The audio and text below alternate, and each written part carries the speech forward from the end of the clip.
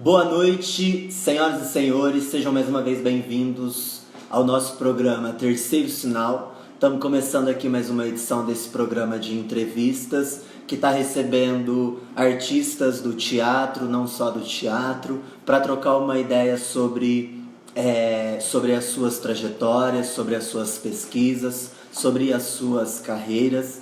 E estamos em mais um episódio e hoje a gente tem o prazer de receber Gabriel Solano, que é bailarino, é ator, figurinista, e então a gente vai trocar ideia hoje com ele. Antes da gente ir para os finalmente, enquanto o pessoal vai entrando e o Gabriel também vai entrando, a gente precisa deixar aquele aviso importante de sempre. O setor cultural da cidade está impedido de trabalhar devido à pandemia do Covid. E por isso, a partir de um mapeamento realizado pela Câmara Setorial da Cultura Popular, a Secretaria de Cultura está atendendo os agentes envolvidos no setor, isso quer dizer, técnicos, artistas e outros, que estejam em situação de vulnerabilidade social, pelo link que está e sempre vai estar na descrição das nossas entrevistas. Devido a essa articulação do Conselho de Políticas Culturais, a Secretaria de Cultura passou a se articular então com a Secretaria de Promoção Social para garantir aos agentes culturais os seus direitos constitucionais. Então, através do link, as devidas secretarias te ajudarão com medidas emergenciais, garantindo a sua segurança alimentar e ajudando no acesso aos possíveis auxílios que você tenha direito. Então, se você conhece alguém, se você está passando por essa situação, não hesite em mandar uma mensagem pelo link que vai estar aí nas nossas inscrições. Biel já entrou aqui. Antes de chamá-lo e de apresentá-lo, antes dar mais um recado importante sobre a Lei Aldir Blanc. A cidade vai receber 1.200.000 e essa grana, aproximadamente 1.200.000, quase 1.200.000, e essa grana precisa chegar nos fazedores de cultura, principalmente naqueles que não estão dentro dessa bolha que está vinculada à Secretaria de Cultura, aos projetos da Secretaria de Cultura, né? Os agentes culturais que também atuam de maneira dependente. Então a gente nesses próximos dias, nessas próximas semanas, vai haver muita definição sobre como o cadastro vai acontecer. Então é importante todo mundo estar ligado. Se você conhece algum artista que seja desse ciclo, que está próximo à Secretaria de Cultura ou de qualquer outro ciclo, avisa, manda esse vídeo, pede para entrar em contato que o nosso exercício enquanto Câmara Setorial de Teatro também é ser esse porta-voz assim, e essa representação lá no Conselho de Políticas Culturais para garantir que os agentes de cultura tenham seus direitos preservados. Beleza? Então é isso, fiquem ligados e, sem mais delongas, vamos aos finalmente. Vou até tomar uma água aqui. Ai, deixei a água aqui atrás. Até tomar uma água e um fôlego. Enfim, bora lá. É com imenso prazer que damos início ao Terceiro Sinal, um programa de entrevistas com artistas e outros profissionais da cultura, produzida pela Câmara Setorial de Teatro de Poços de Caldas, apresentada por Valber Rodrigues e com produção de Rafaela Jacom Dutra. A iniciativa tem como referência as demandas e as diretrizes do Sistema Municipal de Cultura e do Plano Municipal de Cultura, e pretende ser um ponto de encontro entre os fazedores de cultura, a população e a iniciativa privada, a fim de pensar e construir futuros para a cidade. Poços de Caldas é um celeiro de excelentes artistas que estarão conosco para dividir tudo o que acontece antes e depois do Terceiro Sinal. Sejam bem-vindos, divirtam-se e merda!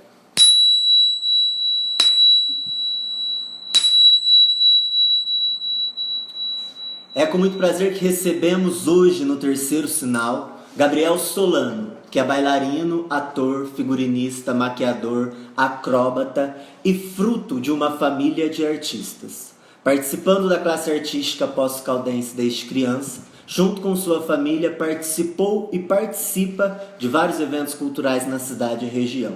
Sua trajetória artística passa pelo balé clássico ainda na infância e desemboca hoje em suas pesquisas atuais sobre teatro musical, no qual recentemente interpretou Scar na montagem de Rei Leão, com direção de Bia Câmara, e no seu trabalho como Queen Bee, no qual pesquisa e experimenta a arte drag. Sobre esses e outros assuntos, conversaremos hoje com Gabriel Solano, convidado que recebo com muito carinho, visto que é uma figura também central na minha formação. Portanto, recebam com uma salva de aplausos Gabriel Solano. Eu tenho que convidar, né? Senão não vai. Mas pode aplaudir, não para de aplaudir não. Já temos aí a presença.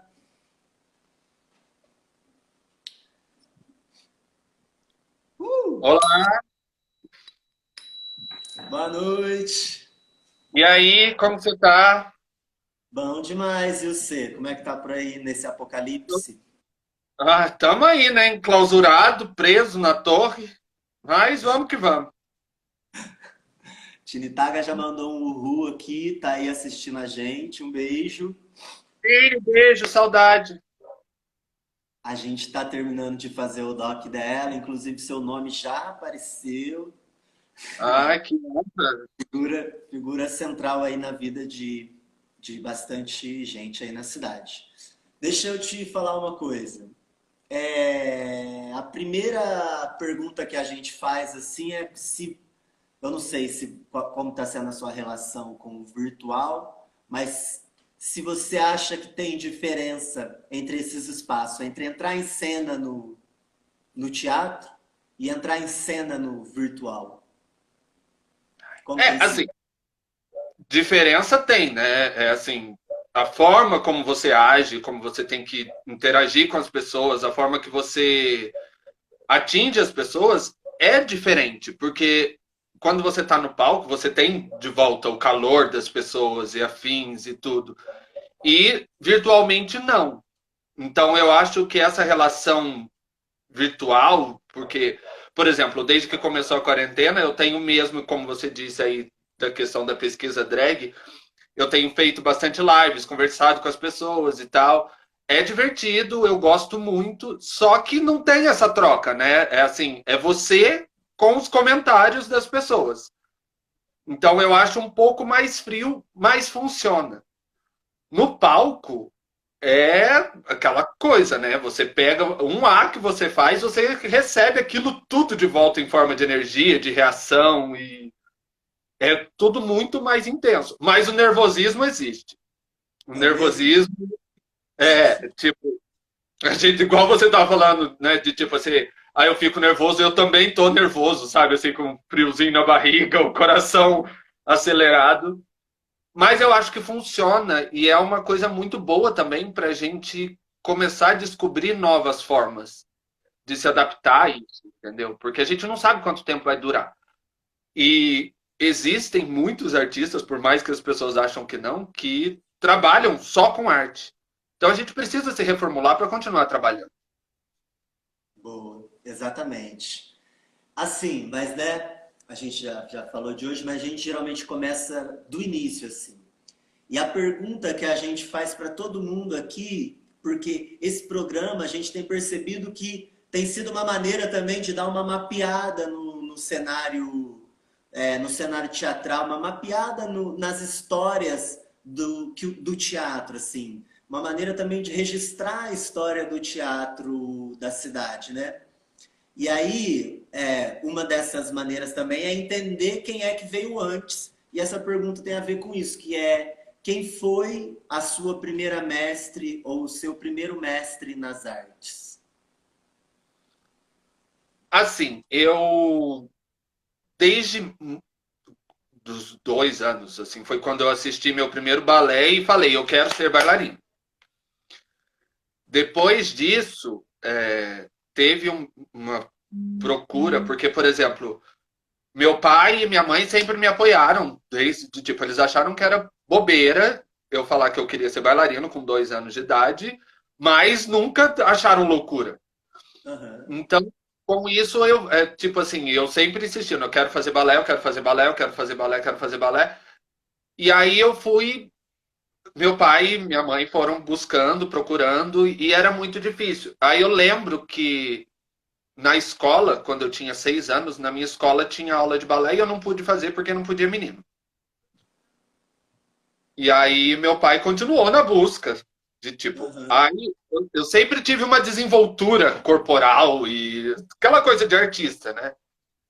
E aí a gente mudou para Campinas quando eu tinha 6, 7 anos.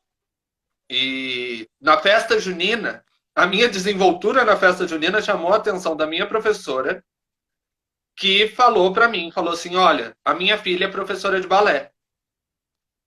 Você não quer ir lá ver? Aí eu falei assim, vou. Falei com meu pai me levou. Só que, tipo assim, eu não lembro o nome dela, eu não lembro nada, assim. Aham. Quantos Nada, anos nada, você... nada. Eu tinha 6 anos. Mas eu fui, tipo assim, umas 2 vezes, 2, 3 vezes só lá. E não fiz nada, só assisti e depois eu fui num espetáculo dela. E aí, quando a gente veio para Poços, meu pai conheceu a Thelma, da Equilíbrios Artes, daqui de Poços de Caldas, e falou: Ó, meu filho tem vontade de fazer balé. Aí ela falou: leva ele lá e vamos ver o que que acontece. Então, tipo assim, a Thelma foi a minha primeira mestre do balé. Aí eu cheguei lá, ela me deu bolsa, e depois veio a Kika, que também começou a dar aula lá. Então, foram minhas primeiras professoras, assim. Foram. Foi o primeiro contato que eu tive com começar a profissionalização, e isso eu tinha 8 anos. Mas, não, realmente é curiosa, assim, a sua história de... Que é isso, né? O quanto... Eu não sei se você acha que esse seu desejo, ele é teoricamente prematuro, assim, né? Entre aspas. Porque você tá dentro de uma família de artista. Como você sente essa relação, assim, de...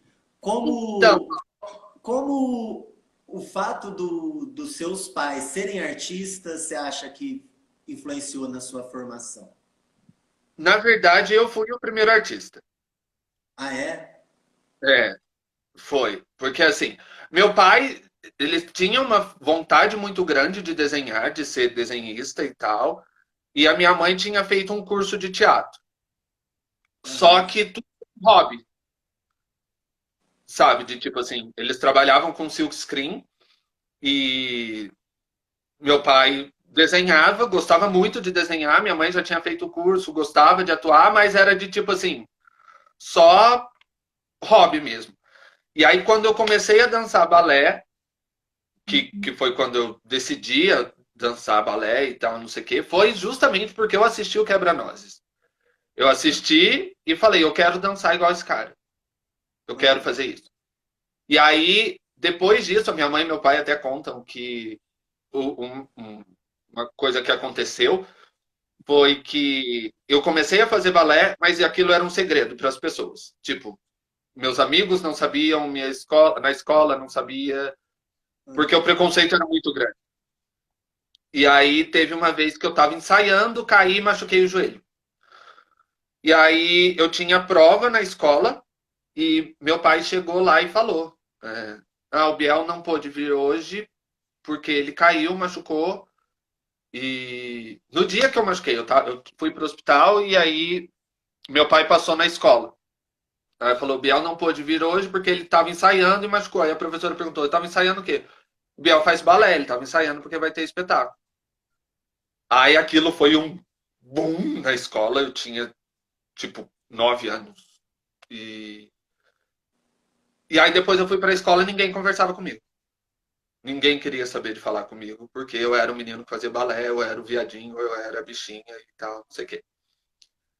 E aí minha mãe e meu pai ficaram preocupados com aquilo, de tipo assim, e agora? O que que vai acontecer? E eu cheguei pra eles e falei assim, eu vou continuar dançando, isso é o que eu quero fazer da minha vida. Ano que vem eu não sei se vou estar com essas pessoas. E aí eles falam que, tipo, depois disso eles viram, putz, uma criança de 9 anos está enfrentando tudo isso para fazer o que quer e a gente não tem coragem. E aí eles falaram assim: ah, não, então vamos também. Aí foi a hora que todo mundo na família começou a virar artista mesmo, assim, como profissão. Puxou a fila, então. Foi tipo. Mas por exemplo, aquilo foi tão natural pra mim que eu não vejo de tipo assim como, nossa, foi simplesmente que a hora que eu cheguei, que eu tive que escolher, ou eu continuo dançando balé, ou as pessoas vão conversar comigo. O balé era muito mais importante do que os meus amigos de escola, vamos pôr assim, na época. Eu falava assim, eu vou para a escola para estudar, eu não estou aqui para fazer os amigos da minha vida. Eu não vou deixar uma coisa que eu quero, que eu batalhei tanto, que eu procurei tanto, que agora eu tenho, porque as pessoas não entendem o que eu faço. Massa demais. E assim, né, você começou no balé, mas você também é ator, você também maquia. Você é um multiartista que eu acho que é um pouco da característica da galera que se formou aqui nesses grupos que Nossa, meu cabelo está muito grande, eu não estou conseguindo, ele fica caindo na cara. eu boto pra cima, assim, ó, que aí dá um disfarce. Enfim, eu queria que você contasse um pouco como foi, qual profissão foi levando a outra, assim, dentro desse universo artístico. Você consegue enxergar essa? Sim, porque assim, o... eu comecei dançando. Aí depois disso, o Clístenes, o Dema, o Marcelo Betti, a Rosângela, eles criaram uma companhia que é a Monteiros e Lobatos, Aham. que eram os. E na época que a gente morava em Campinas, a minha mãe tinha trabalhado com o Dema num buffet. Aí quando eles vieram para cá, eles resolveram movimentar a cena cultural, assim, que foi também um marco na, na, antes e depois disso, porque eles chegaram e começaram. Tinha toda a cena, tinha tudo que estava acontecendo e tal, não sei o quê, mas eles vieram com novidade de Campinas, Rio de Janeiro, Curitiba, que eles tinham ido, então eles chegaram super empolgados e vamos fazer as coisas. E o meu pai e minha mãe sempre tiveram facilidade com artes plásticas, né? Então eles precisavam que fizessem um boneco para uma peça que eles estavam montando, que era o Casamento do Sapo Inácio. Nisso, eles também estavam montando quadrilha e chamaram minha mãe para participar da quadrilha. E eu já dançava. E aí a minha mãe, foi a hora que a minha mãe voltou para os palcos e resolveu trabalhar com teatro mesmo. E aí, com isso, foi tipo assim, minha mãe trabalhando, aí meu pai foi trabalhar na técnica, minha mãe atuando. E aí eu comecei a trabalhar no camarim, como contra-regra, camareiro e aquela movimentação toda, que era aquela loucura. E viajava para apresentar e aquilo tudo. E aí teve uma vez que eles perguntaram de tipo assim, você não tem vontade de fazer teatro e tal? Aí eu falei, tenho. Aí o Cris falou assim, então faz assim, decora o texto, vamos ensaiar que tal dia você vai fazer tal personagem. Que era um personagem pequeno e tal. Aham. E o meu irmão ensaiou e decorou para fazer o protagonista do Casamento do Sapo Inácio. E aí a gente foi e ali foi a minha estreia no palco como ator. Ruim, mas foi ruim. Meu Deus do céu. Foi muito ruim. Mas foi ali que começou. E aí depois disso, porque aí depois eu falei, eu preciso melhorar, eu preciso continuar. Eu continuei, mas eu fazia teatro mais por hobby, porque eu estava focado na minha carreira como bailarino. Aham. Que foi, eu dancei mesmo, tipo, o foco da minha vida foi até os 21 anos, foi o balé clássico. Mas durante isso, eu fui estudar. Aí eu comecei a fazer teatro. Aí, com fazer o teatro, eu comecei a maquiar, porque aí a gente fazia peça, fazia as coisas, e eu descobri que eu tinha uma certa facilidade e comecei a experimentar. Eu lembro que eu comprei um kit de maquiagem e ficava horas trancado no banheiro experimentando as coisas e fazendo, buscando foto e me maquiando e dava errado, eu lavava a cara e começava de novo, porque não tinha curso, não tinha as coisas assim, igual hoje, sabe? Pode não parecer, mas eu já sou uma jovem senhora. E não vem falar que parece, não, porque eu não quero saber disso. Nem passa Mas. na minha cabeça. E aí, depois disso, depois que aí eu comecei a atuar, comecei a maquiar e tal, aí parei tudo. Na verdade, quando eu fiz 18 anos, eu fui chamado para participar das Beatas da Urca. Só que o meu personagem era, na parte teatral, era pequeno, assim. Tinha uma cena e só. Tal, era mais uma participação dançando mesmo, que eu fazia a irmã morta e eu tinha 3 números de dança pelo espetáculo e tinha uma cena. E, e aí foi, eu acho que foi a primeira vez que eu me montei na vida como drag queen, foi fazendo Florência. Aham. Que, que a Florência era um fantasma com vestido de noiva lilás, coisa mais horripilante do mundo. E depois disso eu parei um pouco com o teatro, porque aí eu fui focar na minha carreira como bailarino. E aí foi quando eu fui pro Rio de Janeiro. Com 16 anos eu já tinha ido para BH, mas não fiquei, voltei, tipo assim, entre 16 e 17 eu fiquei em BH há pouco tempo. E aí com 20 anos, 19, 20 anos eu fui pro Rio e resolvi, pronto, agora é isso, agora eu vou dançar balé clássico, é isso que eu quero. Estou num conservatório, que eu fui pro Conservatório Brasileiro de Dança, consegui entrar na Companhia Brasileira de Balé e vamos, é isso que eu quero, é isso que eu quero, é isso que eu quero. Deu um ano, eu falei, não quero mais. Não Por que quero. houve? Eu não sei, Valber. Assim, quando as pessoas perguntam para mim por que eu parei de dançar, eu não consigo achar um motivo.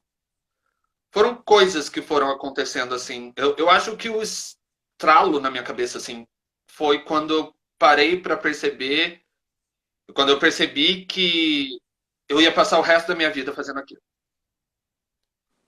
Que você não tem como ter outra vida, de tipo assim, fazer muitas outras coisas, porque é aquilo, é trabalho, você passa o resto da sua vida fazendo aula de balé e dançando, ensaiando e não pode fazer um monte de coisa porque o seu instrumento de trabalho é seu corpo, então se acontece alguma coisa, você tem que parar. E a primeira coisa que aconteceu foi isso. Aí depois teve também o caso do distúrbio alimentar, que eu tinha aquela compulsão por emagrecer e aquilo começou a me atrapalhar. Aí eu tive alopecia, que foi queda de cabelo por estresse, porque eu já estava querendo parar de dançar, mas não conseguia.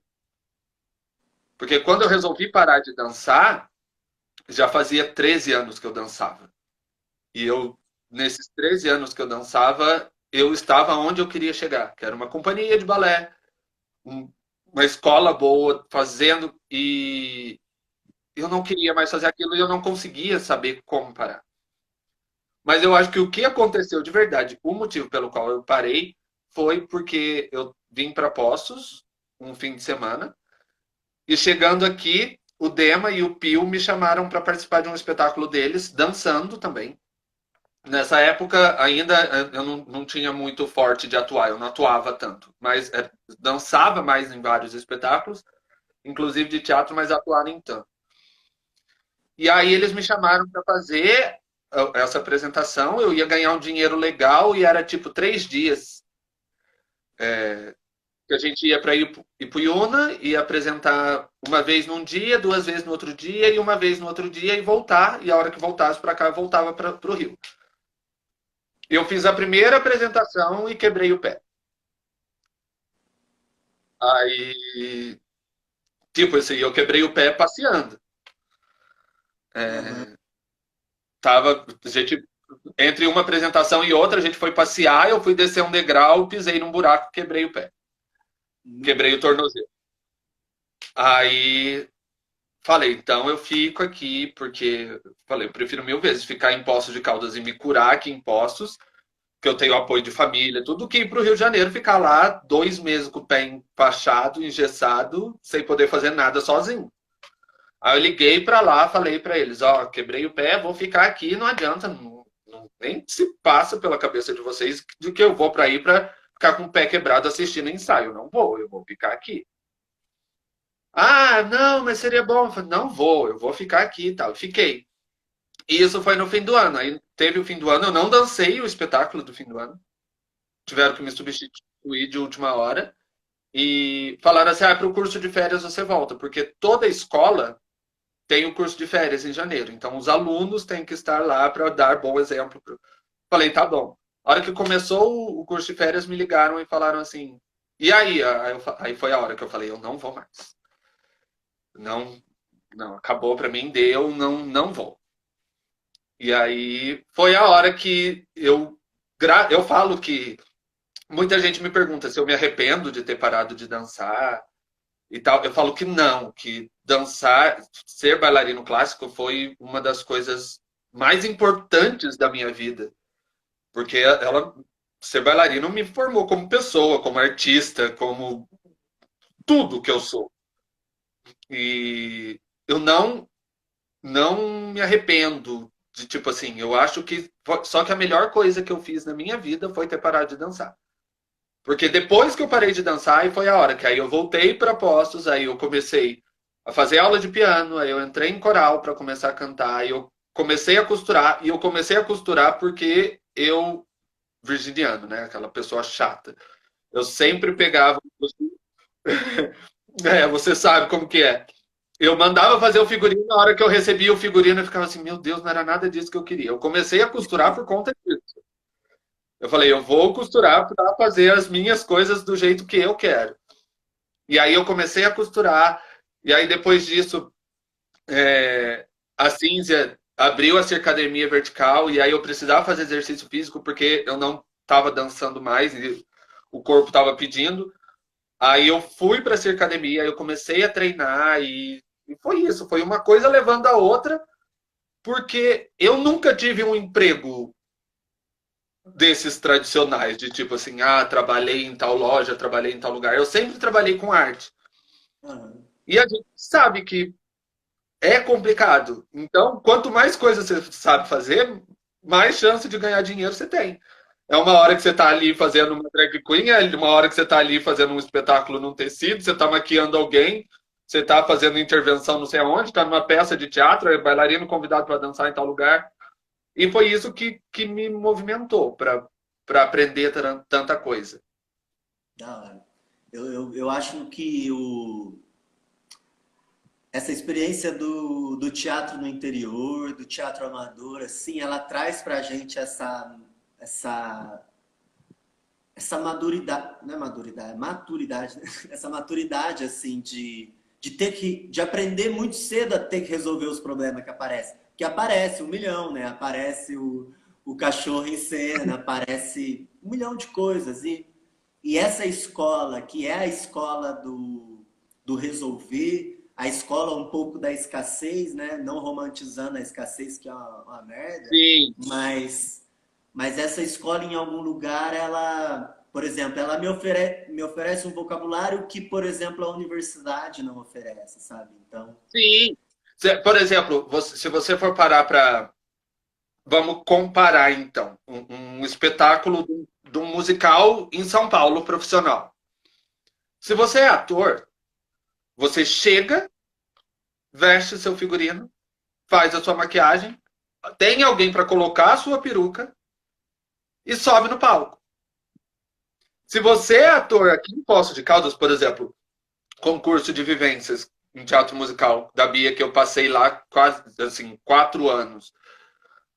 A gente tinha que chegar no teatro cedo para montar cenário, para arrumar os figurinos, para dobrar programa, para passar microfone. E era de tipo assim, eu que arrumava minha peruca, eu que fazia minha maquiagem, eu que fazia meu figurino, eu que, sabe, de tipo. E as pessoas, cada um fazendo sua maquiagem, cada um correndo atrás das suas coisas e tal. É muito diferente, porque a gente precisa saber tudo. A gente precisa. Porque senão, se você não faz, não tem ninguém que faça por você. E aí você fica sem. Não é? é exatamente isso.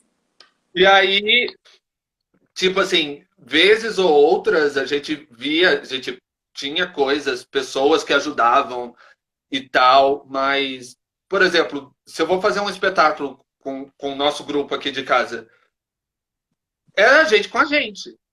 Tipo assim, sou eu, minha mãe, meu pai e meu irmão fazendo cenário, sou eu, minha mãe fazendo figurino, é meu pai fazendo projeção, é minha mãe escrevendo, eu, minha mãe dirigindo, eu, minha mãe atuando, meu pai fazendo trilha sonora, irmão fazendo iluminação e a gente fazendo tudo junto.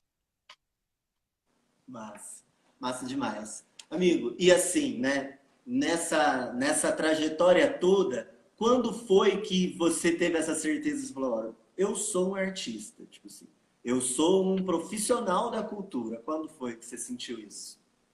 Eu acho que eu nunca tive algum dia da minha vida que eu não achei isso. Boa.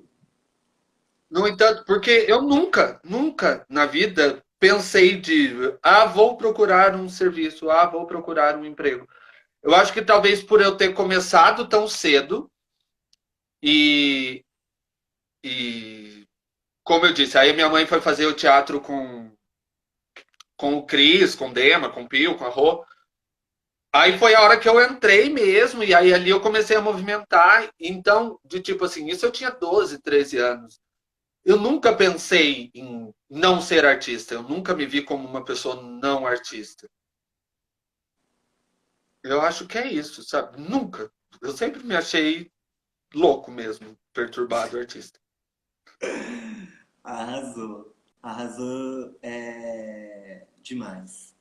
Falando em louco artista, eu me lembro com muito carinho daquela montagem que a gente fez. Acho que foi uma das minhas primeiras experiências assim de ir para a cena, sabe? Eu tinha feito um curso que foi interrompido. Se eu não tiver enganado, essa foi uma das primeiras experiências assim de ir com um grupo de teatro, com um curso de teatro para apresentar uma peça. E era de Gênesis ao Apocalipse, né, que a gente fez. E você dirigia junto com o Dan. Foi o meu primeiro trabalho como diretor. Porque assim, quando eu voltei do Rio, eu fiquei meio perdido ainda, de tipo assim, e agora, o que eu vou fazer da minha vida? Porque eu tinha passado até então a minha vida inteira falando, eu vou ser bailarino clássico. Aí chega um momento e fala assim, não quero mais, o que que eu vou fazer da minha vida? E aí comecei a fazer trabalhos pequenos aqui com tal pessoa, outras coisas ali e tal. E o Dema tinha mostra de peças curtas e ia começar a dar aula de teatro no conservatório. Aí eu fiz o primeiro ano e não, aí eu entrei como aluno, como ali fazendo aula só e tal. E o Dema chegou para mim e falou assim: como você já atua, como você não gostaria de dirigir? Então o curso, que era um curso para formação de atores, para mim virou um curso de direção. E aí o Dema veio com a ideia do Gênesis ao Apocalipse e falou: dirige, me dando todo o amparo que eu precisava, de tipo eu falando para ele, conversando, tudo que eu fazia, toda a ideia que eu tinha, eu chegava para ele e falava assim: o que você acha disso, como que faz e tal. E aí foi a hora que você apareceu lá no curso e foi. Eu falei: eu preciso de alguém louco igual esse menino para bater corrente no chão. E, e foi o meu primeiro trabalho como diretor. Eu acho aquilo de tipo assim, eu tenho um carinho tão grande por aquilo que era muito difícil para mim também, porque eu estava dirigindo em cena. Então, era uma coisa. Mas foi assim, foi quando a gente fez o Gênesis do Apocalipse, aquilo fez um sucesso estrondoso, assim. Foi uma coisa que o povo ficava, meu Deus, o que que é isso? Mas eu acho que também na cidade nunca tinha acontecido um espetáculo naquela linguagem, né? Porque não tinha fala, não tinha nada. A gente fazia da criação ao fim do mundo só com o Salmo 91 salpicado ali no meio. Sem fala nenhuma, só com música e interpretação, expressão corporal. E aquilo foi muito. Eu tenho um projeto de transformar Gênesis ao Apocalipse numa peça inteira, numa peça de 1 hora, com Aham. muita coisa ali no meio. E eu estou querendo, inclusive, fazer, mas foi muito legal porque, por exemplo, para você, que foi uma das primeiras experiências em cena, para mim também foi a primeira experiência dirigindo. Legal. Então é muito legal isso. E é legal saber que a gente compartilhou dessa experiência junto. Não, foi muito massa, assim. E se você precisar de outra pessoa para bater corrente e assustar as pessoas, eu tô aí. Pode deixar que eu te chamo. E assim, e para mim é muito importante, assim, porque como você disse, era um espaço bastante experimental, assim, onde a imagem era construída pelos gestos, pelos corpos ali, a relação com o espaço, pela iluminação, e não tão em cima da palavra, né? Que eu acho que o nosso teatro tem essa característica forte de estar sempre em cima da palavra, né? Não sempre, né? Porque é uma palavra forte, mas a maioria das vezes o teatro aqui está em cima da palavra. E eu me lembro desse trabalho que era um trabalho muito mais visual do que propriamente. Sim, era totalmente visual, né? Era totalmente de tipo assim, as coisas acontecendo e você percebendo o que estava acontecendo sem explicação. Ninguém chegava ali e te explicava ou te contava o que estava acontecendo. Você só via e tinha que entender. E a Rose falou ali que falou aqui nos comentários para contar que a gente batia de verdade nas pessoas. A gente machucou algumas pessoas mesmo, assim, sem querer. Eu tinha mira, eu não acertei ninguém, que estava combinado. Já vamos deixar esclarecido aqui para todo mundo do teatro. Tapa na cara, Mas, parada, isso aí só combinado. Isso aí não, mas era tudo combinado. Mas na apresentação, na estreia, eu pegava a Jade pelo cabelo e ela tinha que segurar na minha mão e eu puxava ela pela força da mão. Uhum. E eu segurei ela pelo cabelo, ela não segurou minha mão. Aí eu falei assim, eu não posso, tipo assim, eu sou o capeta, eu vou soltar o cabelo dela aqui agora. O que eu vou fazer? Sabe, de tipo, fazer um bonzinho, sabe, de tipo assim, segura minha mão, você não segurou, eu te soltei. Não, eu peguei, puxei, eu saí puxando. Aí no que eu puxei, que doeu, aí ela segurou. Ai, Ah, eu lembro muito nitidamente, assim, e eu acho que foi importante nesse sentido, assim, porque a sensação que eu tinha também, assim como você, eu sou uma pessoa que acredita nas histórias, assim. Então, se me dizem que é para eu aterrorizar a pessoa com a corrente, eu não vou fazer carinho, né? Então, eu mas é justamente isso. E eu lembro que a gente encarnava tantos personagens, tanto, que na estreia, que foi a primeira vez que a gente colocou figurino, que fez maquiagem e tal, não sei o quê, o povo ficou com medo de verdade. Tipo assim, a gente chegava perto das pessoas, você via que tinha gente que tava tremendo de verdade, sabe? De tipo, gente que saiu do personagem na hora que eu cheguei perto, assim, tipo, ai meu Deus!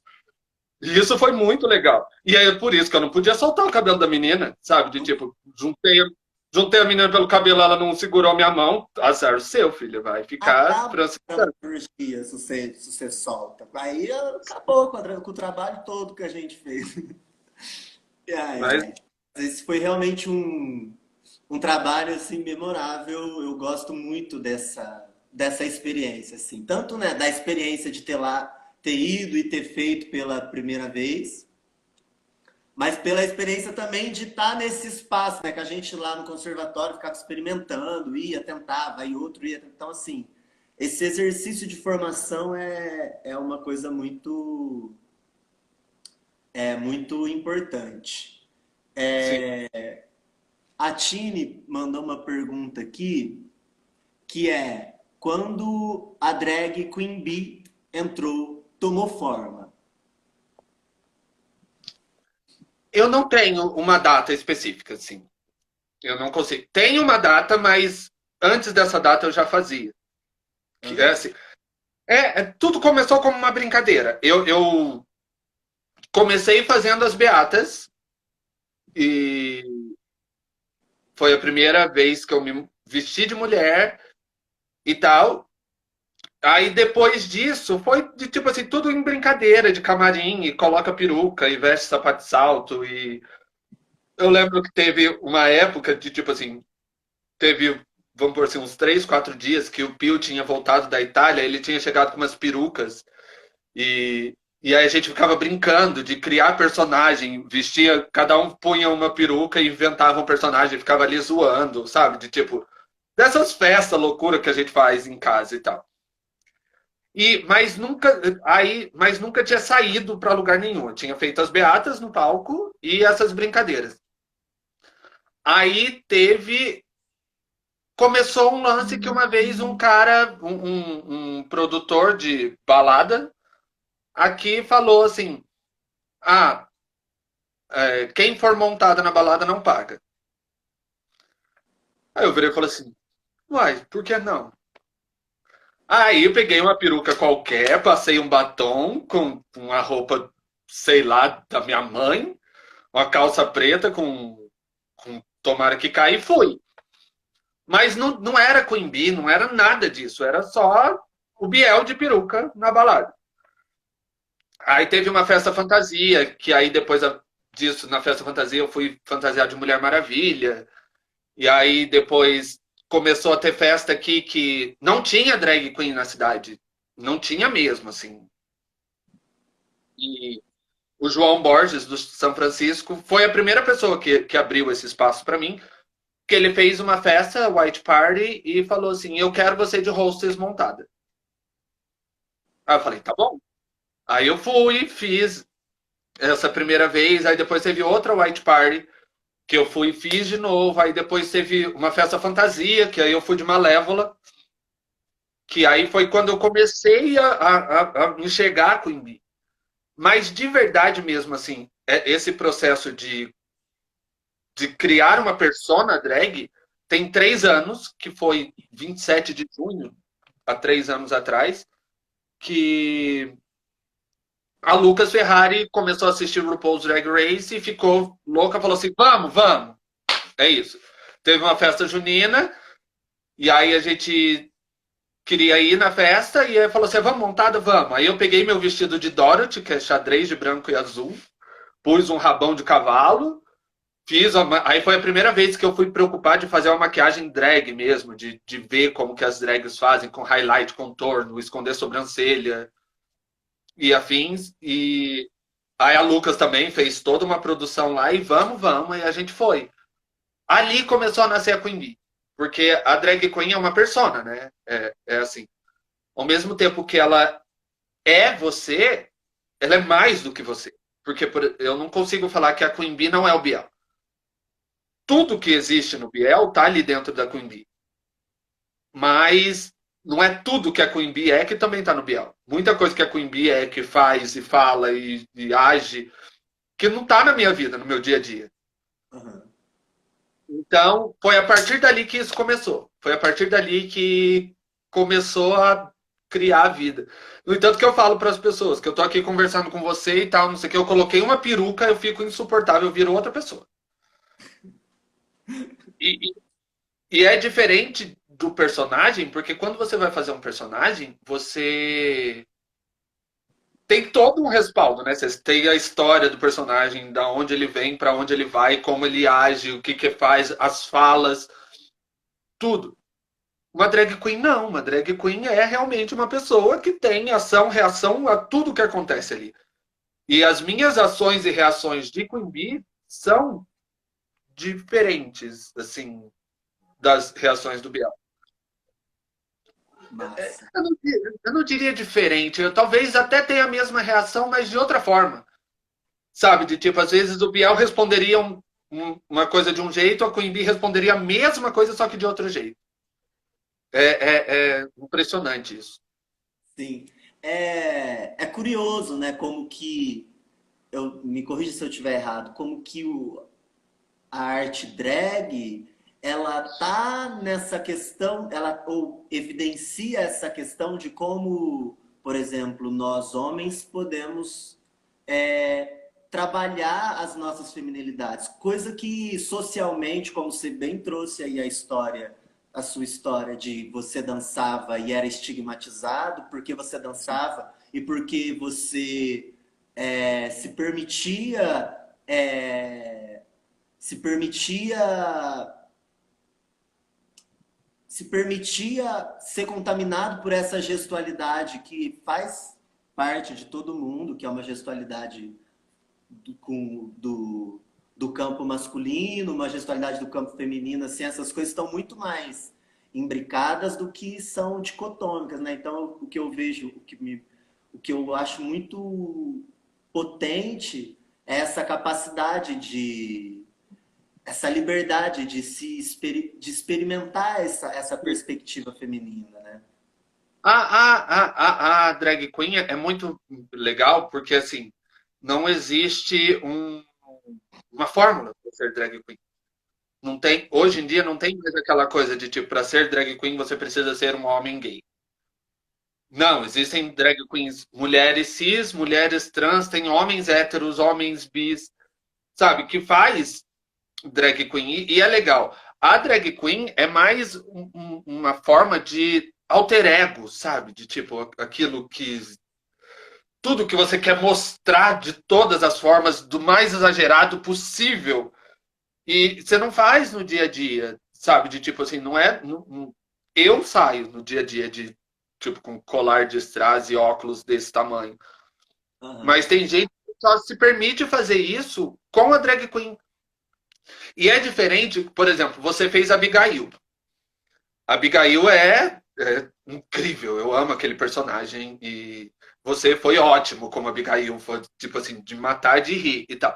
Só que a Abigail tem isso, tem a história, tem a Abigail, ela é a esposa do Gilberto e ela é fofoqueira e ela é assim, e isso, aquilo, tal hora ela vai fazer isso. Na drag queen não, na drag queen você é livre para criar o que você quiser em cima daquilo. Além de você poder levar muito do seu dia a dia, você também pode apagar toda a sua existência e criar outra persona. Sabe? De tipo assim, você pode. Eu, por exemplo, eu acho que a Queen Bee nunca dançou balé.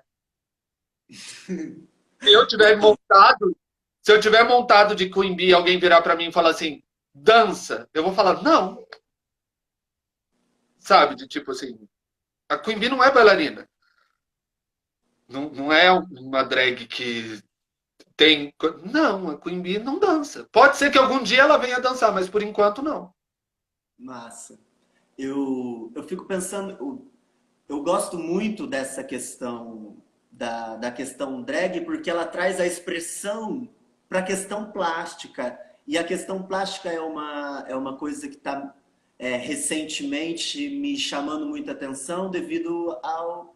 Quer dizer, veio à tona com o trabalho das máscaras, assim, de como, assim como no de Gênesis ao Apocalipse, de como é a plasticidade que conta a história, é a relação plástica que a gente existe de maneira plástica, né? A gente tem uma forma, a gente tem volume, a gente tem textura. Então, assim, eu sinto que essa possibilidade que você falou, né, que o trabalho da arte drag traz de construir um alter ego, né, para responder ao mundo ou para, enfim, seja em que contexto for, eu acho que é isso que me chama muita atenção, assim, né? Porque o meu desejo é cada vez mais pensar como a arte é uma resposta plástica para o que acontece no mundo, né? Para a realidade. Então, existe a realidade que é sisuda, que é como tá lá, tal qual é, e aí o Que é nosso linear, trabalho é. né? De tipo assim,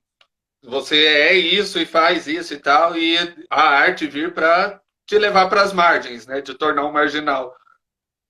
Exato, para abrir esse campo de possibilidade de invenção, né? De se inventar, porque eu sinto que os processos criativos que eu passei, por exemplo, em todos eles foi tipo um treinamento para me inventar. Esse exercício de criar é esse exercício de se inventar sempre. O que eu acho é que a arte drag evidencia isso para mim.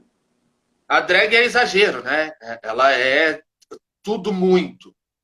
E eu, como ator, eu sempre tive muito a questão da plástica. Eu sempre precisei muito na minha vida de uma caracterização muito bem feita para tudo que eu vou fazer, sabe? De tipo assim, eu fico chocado, assim, boquiaberto com pessoas que conseguem fazer um personagem incrível de camiseta e calça jeans. E eu, se eu não tiver com brinco do personagem, sabe? De tipo assim, se eu não tiver com tudo, eu travo. Então, e isso me ajuda muito com a drag. Porque quando eu penso, por exemplo, hoje eu ganhei um sapato novo, a coisa mais linda do mundo. Aí eu falo assim, eu quero me montar para usar esse sapato. É tanta coisa que eu tenho que pensar, porque aí eu tenho que pensar na peruca, qual que vai ser a cor da sobrancelha, que brinco que eu vou usar, que colar que eu vou usar, que batom que vai ter glitter que roupa que eu vou usar e, sabe, de tipo pensar, é tudo muito, muito grande, tudo muito. E é justamente isso, de sair, porque ali você não está fazendo nada, você está se montando só para ser visto. É só a plástica que importa naquele momento. E é legal levar isso em consideração, olhar para esse lado. A Dani tá pedindo para mostrar o sapato. Peraí. Maravilhosa, presença ilustre da Dani aí. Ah, isso sim.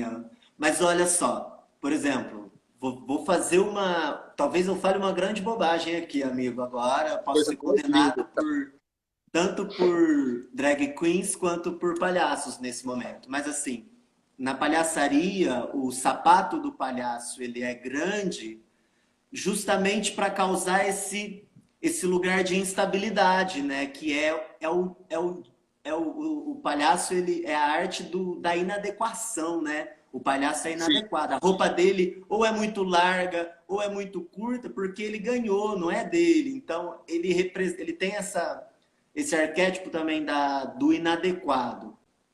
E é evidente que quando você põe um sapato daquele tamanho, muda o seu modo de pisar.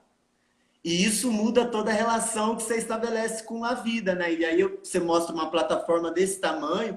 Eu tenho dúvidas se eu boto uma plataforma dessa, só para botar isso já altera a organização, totalmente. o meu equilíbrio que eu preciso ter. Então, tipo, isso já me joga para um lugar de jogo, de Sim, criação, que é muito interessante, né? eu não consigo me montar se eu não colocar salto. Eu não consigo. Duas coisas que acabam comigo, eu até falo para todo mundo, de tipo assim, gente, se algum dia eu tiver de drag queen e passar mal e eu precisar ir pro hospital desmaiado, não tira a minha peruca. Não tira a minha peruca, porque se eu acordar maquiado, vestido, com touquinha de meia, vocês vão apanhar muito. Eu não tiro nada enquanto eu não chego em casa. Não tiro nada. É sapato, é peruca. Teve uma vez que eu tava na balada e um amigo meu, as coisas dele estavam todas lá em casa, eu tava montada e a mãe dele ligou e falou assim: eu preciso que você venha para casa. Ele falou assim: eu preciso ir na tua casa buscar as coisas e precisa ser rápido. Aí eu falei assim: tá, e agora? Eu falei assim: eu vou chamar a moto. Aí eu falei assim: manda um capacete grande, porque eu não vou tirar a peruca. E a minha cabeça já é grande. E eu fui montada no mototáxi, vestida de menina super poderosa de peruca. Não, mas eu vi aí a Rafa falando, a Rafa, a Dani falando que não dá conta de salto, mas não. Hoje em dia quem usa salto é viado, mulher não usa salto mais não. Só a drag queen e, tipo, você vai em balada, essas coisas, você vê, por exemplo, festa de casamento, tal, não sei o quê. Todas as mulheres, formaturas, essas coisas, já chega com o chinelo do lado, que vai só sentar na mesa, tirar e pôr o chinelo. Eu não, eu aguento firme, eu fico de salto. Teve um aniversário meu aniversário de 30 anos, eu fiquei 14 horas de salto. Nossa, amigo. É, depois, assim, a vontade era de arrancar a perna nessa altura aqui, assim, de tanta dor. Ótimo. Mas fiquei. E não é assim, tirou o sapato, vai embora. Tirei o sapato, tirei a peruca, acabou. Não existe Queen Bee mais, sabe? Tipo, eu tenho uma coisa muito, muito apegada ao sapato e o cabelo. Tem drag que não. Eu vejo, por exemplo, se você for ver a Pablo Vittar, a maioria das vezes que a Pablo Vittar aparece nos lugares, ela tá de tênis. Ela faz as montações dela todas de tênis. É, então, é uma coisa minha isso. Você vê muita drag que usa sapato baixinho, tem muita drag que usa sandália e tal. Eu não, tipo assim, dos 15 centímetros para cima.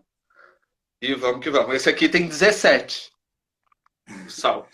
Jesus amado, tem que ter equilíbrio. Mas assim, como eu trabalho com máscara, o meu entende, o jogo da máscara, a proposta do jogo da máscara é exatamente esse, assim, de realmente ser preciso na, na divisão dessa, tá, não tô em jogo, não tô em jogo, tô em jogo, tô em jogo e não tem essa de sair um pouquinho do jogo. Não, a máscara exige que você fique o tempo todo em jogo.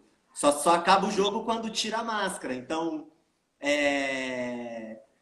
ouvindo você falar sobre a peruca, sobre o salto, o que me vem à mente é também esse mesmo jogo de mascaramento, assim, de que é isso que te ajuda a construir e trazer à tona corporalmente Uma essa expressão. bengala total, assim. É uma coisa, tipo, a Tini, que tá aí, ela já se montou comigo, já viu eu me montando e tal. Enquanto eu tô me maquiando, tipo assim, tô me maquiando e tal, não sei o quê. Eu coloquei a peruca, muda a atitude, muda as coisas, sabe? De tipo. Porque aí eu me sinto um nojo, eu sou um nojo. Eu sou um. Nossa Senhora, é insuportável. Mas uma coisa que eu aprendi também com o passar do tempo foi que, tipo assim, a gente tá passando por uma fase na vida, né, que o humor tá tudo muito sendo é, problematizado com razão, entendeu? De tipo assim, então você tem que tomar muito cuidado e eu tive que adaptar o meu estilo de humor, porque a Queen Bee, ela é muito engraçada. Ela é um mau humor ácido e tipo assim, tudo tá ruim, sabe? De tipo assim, e eu aprendi com o tempo a começar a continuar fazendo piada, mas fazer piada comigo. Ao invés de eu pegar e fazer uma piada com você sobre determinada situação, eu pego e transformo aquilo para mim. Eu faço a piada comigo. E isso foi muito legal porque aí você começa a se perceber também como tipo, aí as coisas param de te abalar tanto. Se alguém falar aquilo sobre você, não vai fazer efeito porque você já falou. E é muito divertido trabalhar com drag queen.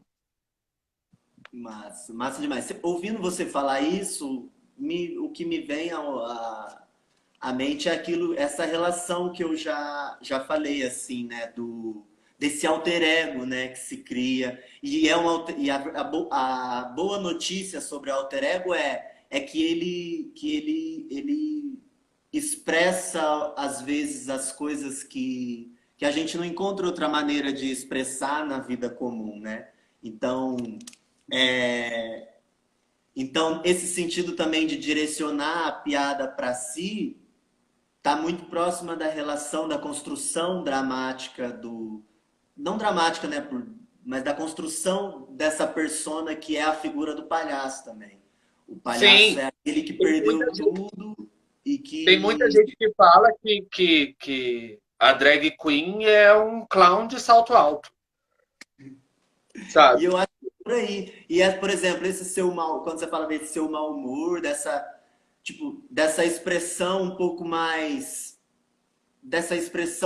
mais rude, vem a perspectiva também mais bufônica, assim. Tem as figuras que são mais bufônicas, mas enfim. Mas amigos, vamos falar disso já já, é que tá no 47 segundos.